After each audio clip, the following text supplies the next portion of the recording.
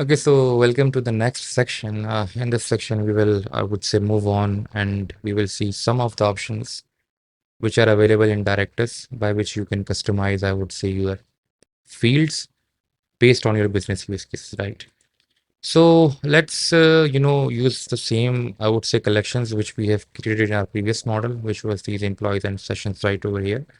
Let's create an employee, okay, and let's name it as like, let's call it as Afaq, and let's go with Javed.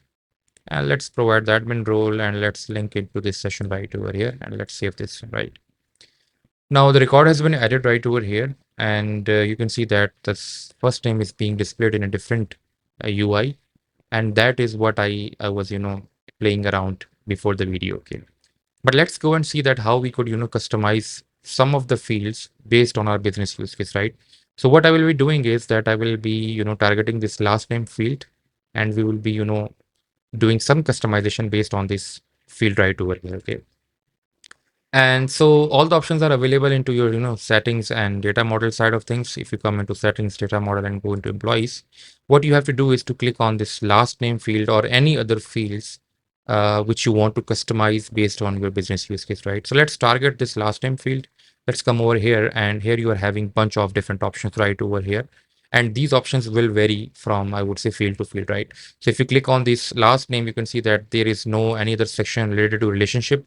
But if you click on this session section or session field, you will see that this is having a section of relationship because it is a field which is related to your relationship stuff right over here. Okay. So these options might vary from field to field. Okay. That's what I'm trying to say. So let's go to this last name thing and let's click on the schema part. And here you can see that we are having all the options available to schema.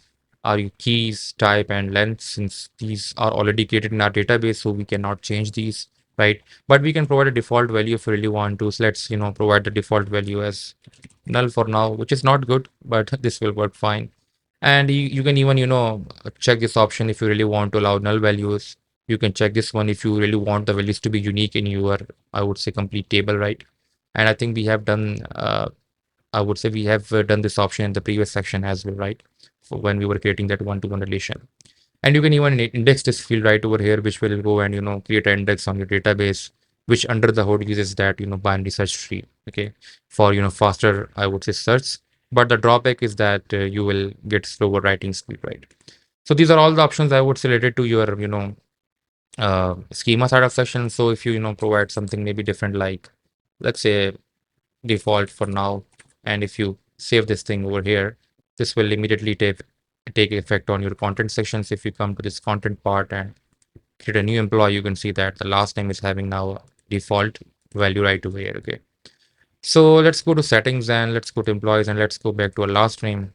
And moving on, you are having some values, I would say some customization based on field by which you can mark the field read only, you can hide it, you can make it required on, I would say, creation. Okay.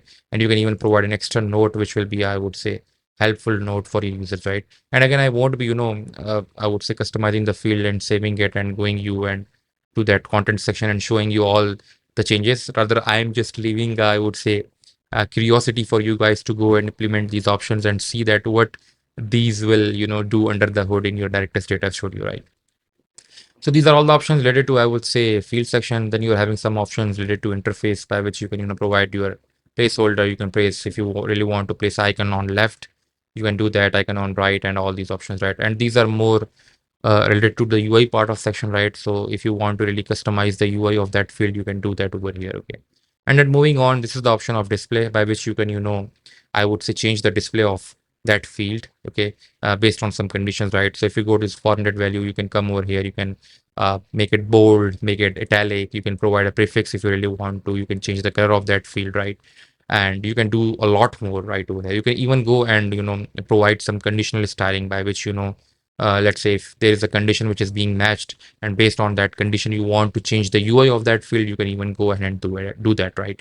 So if you create new, you can see right over here we are having that equals, so equals, and you can provide a value. So let's say if say Asad, so whenever the value of the last name will be Asad, you can provide those conditions. You can change the color, you can change the background, you can even place an icon, you can even, add a text which will override that text as well, right?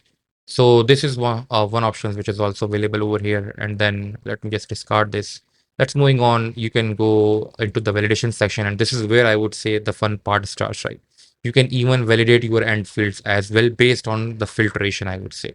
And this is, I would say, one of the coolest features that the Directus guys are giving, right?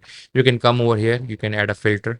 So let's say if last name contains, doesn't contain, or starts with, doesn't start with, you have a lot more, conditions available over here. And even though you are also having the option of this regular expression as well, right? So which will check the regular expression whenever you will create a new record, especially for that field, right? So whenever this condition matches, so let's say if it contains, let's say, a sat, okay. So what this will do is that this will, throw a validation error message, and you can even customize that message as well, right? So you can provide, let's say that Asad uh, must not be must not be in the last name, right? Let me just make the spellings right. And this will work fine, right? This will validate your end data. And I'm just leaving the curiosity for you guys to go and try out and see that how things will change on your data studio based on these customizations, right? Now let's remove all these because I won't be implementing these, just to give you guys, overview of what options these are, available in these sections, right? Now on the condition side, you can go and place, I would say, add some extra conditions by which you can change the UI or add some custom logic as well, right? Let me give you overview of what do I mean by that. So if you create a new, you can name the condition. So let's say it's our condition one, and then you will provide a condition by adding these filters. So let's say we will say that if the first name is empty. Okay, then what you have to do is to just make the, I would say, last name as read only, or just hide the field, or make it required, or even change the UI options, add a custom placeholder or add an icon on that, right? So what this will do is that this will, validate this your rule, and when this condition will get true, it will go and implement all these scenarios. It will make the field as read only, as required, as hidden, and even, it will go and add, I would say, change the UI based on these conditions as well, right? So these are some of the options which are available in, I would say, Directus Data Studio, by which you can go and, I would say, customize your end fields, right?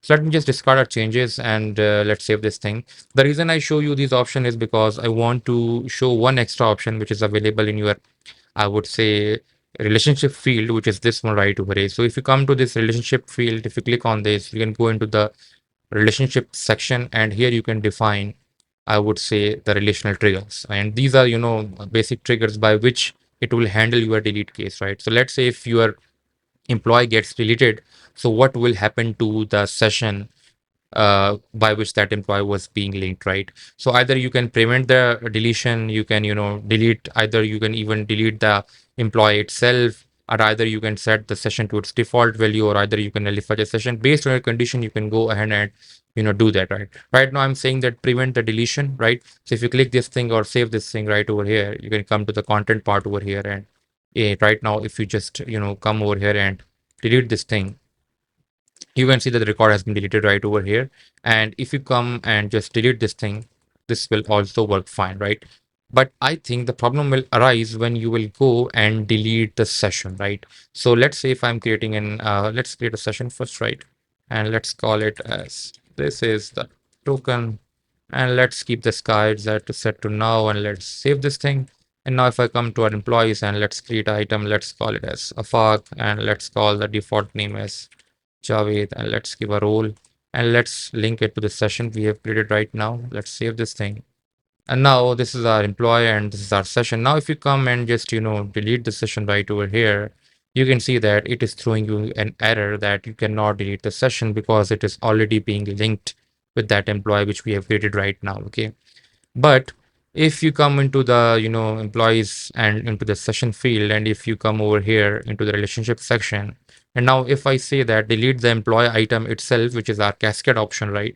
For those who know the database management systems, this option, I would say very much familiar to those guys as well, right?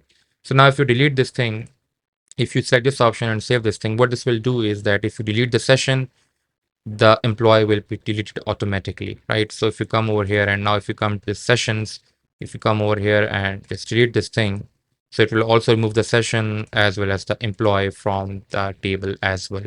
And I think this should be your use case, because if the session is getting deleted, so the employee should also be deleted again. And again, this is the stupid thing, right? In the web applications, this is not the case, obviously, because when we delete the session, it's not necessary that the employee will be deleted. But again, just to, I would say, showcase the functionality I'm giving that scenario, right? So these were all the options which were available in these sections, right? So in the next video coming on section, we will go and jump into the next relation, which is our, I would say, one to many and many to many part, right? So see you in the next section.